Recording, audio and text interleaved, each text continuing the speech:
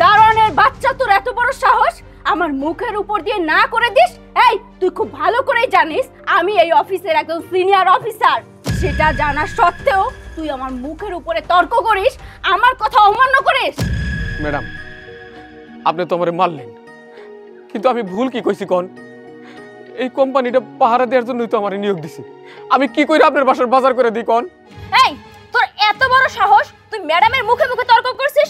এই ম্যাডাম একটা দিস, আমি একটা দিব নাকি? হ্যাঁ, এই দারোয়ানের বাচ্চা, তোর এত বড় সাহস, তুই আমাকে দায়িত্ব শিখাস? এই তুই কি চাস যে এই অফিস থেকে তোকে বের করে দেই?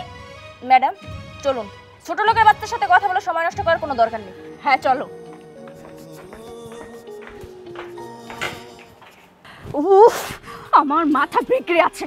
ওই দারোয়ানের বাচ্চাকে আমি যতক্ষণ না পর্যন্ত এই অফিস থেকে ছাঁটাই করতে পারছি ততক্ষণ না পর্যন্ত আমার শান্তি হচ্ছে না। ম্যাডাম মাথাটা একটু ঠান্ডা করুন, দেখবেন সব ঠিক হয়ে যাবে।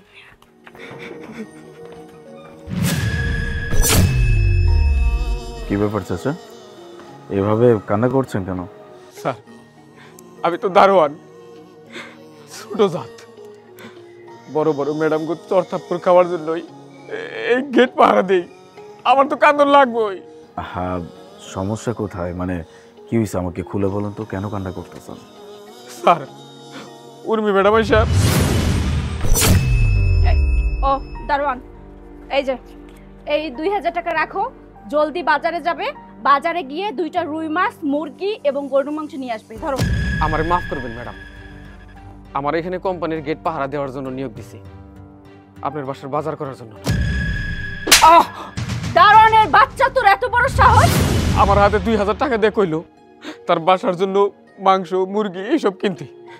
আমি তারে কইলাম, ম্যাডাম আমার তো এটা দায়িত্ব না, আমার দায়িত্ব কোম্পানির গেট পাহারা দেয়া। আমি আপনার বাসার কোনো বাজার করতে পারুম না। এই কথা শোনা মাত্রই ম্যাডাম আমারে থাপ্পড় মারছে স্যার। ওনার এত বড় সাহস, আপনি ওনার বাজার করে দেননি, এই জন্য আপনাকে থাপ্পড় দিচ্ছে?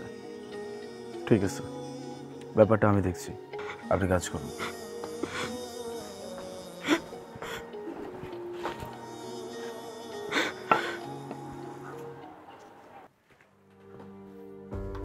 মিস উর্মি, মিস সাথী, একটু এদিকে আসুন। স্যার ডেকেছেন?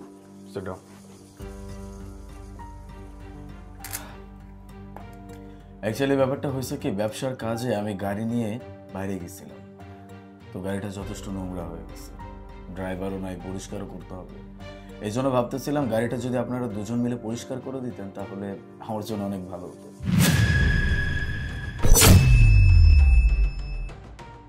স্যার, আপনি এসব কি বলছেন? আমরা আপনার গাড়ি পরিষ্কার করব মানে? স্যার, আপনি হয়তোবা ভুলে গেছেন আমি আপনার অফিসের একজন সিনিয়র অফিসার। আমার যা কাজ আছে সব অফিসিয়াল। আপনার গাড়ি পরিষ্কার করা এটা আমার দায়িত্বের মধ্যে পড়ে না।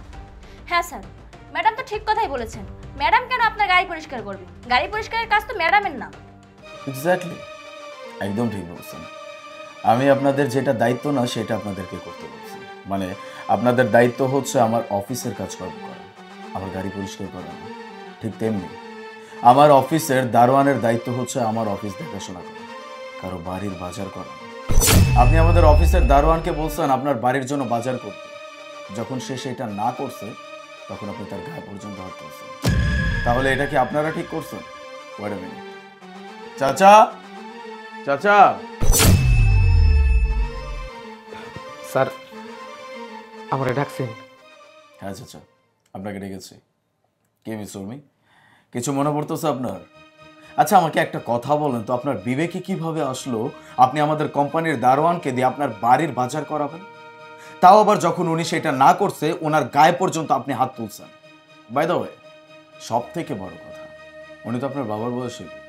একজন বাবার বয়সী লোকের গায়ে হাত তুলতে আপনার বিবেকে একটুও কাঁপলো না? আপনার কি হাতটা একবারও কাঁপলো না?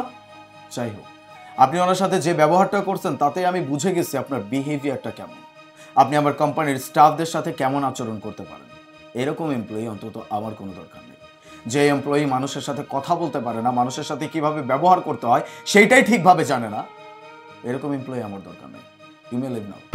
স্যার, দয়া করে আমাদেরকে অফিস থেকে বের করে দিবেন না। আমি আমার ভুলটা বুঝতে পেরেছি। আমি বুঝতে পেরেছি আমি দারোয়ান চাচার সঙ্গে অনেক খারাপ ব্যবহার করে ফেলেছি, এমনটা আর কখনো হবে না। দারোয়ান চাচা, প্লিজ আমাকে ক্ষমা করে দিবেন, আর কখনো আপনার সঙ্গে এমনটা করব না। আমরা সবসময় আপনাকে উপযুক্ত সম্মান দিব। স্যার প্লিজ আমাদেরকে মাফ করে দিন, চাচা আমাদেরকে মাফ করে দিন, এমন ভুল আর কখনো হবে না। স্যার, ওনারা যখন ওনাদের ভুল বুঝতে পারছে, ওনাদের মাফ করে দেন, আমি কিছু মনে রাখি নাই। দেখছেন, আপনারা নাকি শিক্ষিত। আসলে আপনাদেরকে কখনো আমি এটা বলবো না যে আপনারা সুশিক্ষায় শিক্ষিত হইতে পারছেন, আপনারা শুধুমাত্র বিদ্যায় শিক্ষিত হইতে পারছেন। বিবেক কাকে বলে এটা ওনার কাছ থেকে শিখে নিন। ওনার সাথে এত খারাপ আচরণ করছেন, তারপরেও সেই মানুষটা আপনাদের হয়ে আমার কাছে ওকালতি করতেছে, বলতেছে আপনাদেরকে মাফ করে দিতে। যাই হোক চাচা, ওনাদেরকে শুধুমাত্র আমি আপনার কথায় মাফ করে দিচ্ছি, নয়তো আজকে ওনাদের কোনো নিস্তার ছিল না।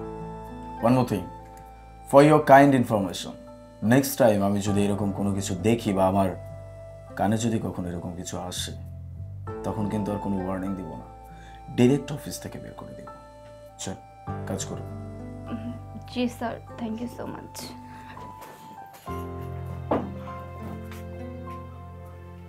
স্যার, আপনার মতো লোক যদি প্রত্যেকটা অফিসেই থাকতো, তাইলে আমাকে মতো নিম্ন শ্রেণীর লোকদের কারো কাছে অপদস্থ হইতে হইতো না, আমাদের কোনো কষ্ট থাকতো না। আপনি যা করলেন আমার সারা জীবন মনে থাকবো। স্যার, আমার অন্তর থেকে আপনার একটা স্যালুট জানাই। ইটস ওকে, স্যালুট জানাইতে হবে না। আমি আপনাদের সবার বস, এই কোম্পানির মালিক। আপনাদের ভালো মন্দ, সুবিধা অসুবিধা এসব কিছু দেখার দায়িত্ব আমার। আমি যদি আপনাদের ভালো মন্দ, সুবিধা অসুবিধা না দেখি, তাহলে আপনারা যাবেন কোথায়? আর সব থেকে বড় কথা, যেখানে অন্যায় সেখানে তো বলতেই হবে। যান, আপনার কাজ করুন। ঠিক আছে স্যার।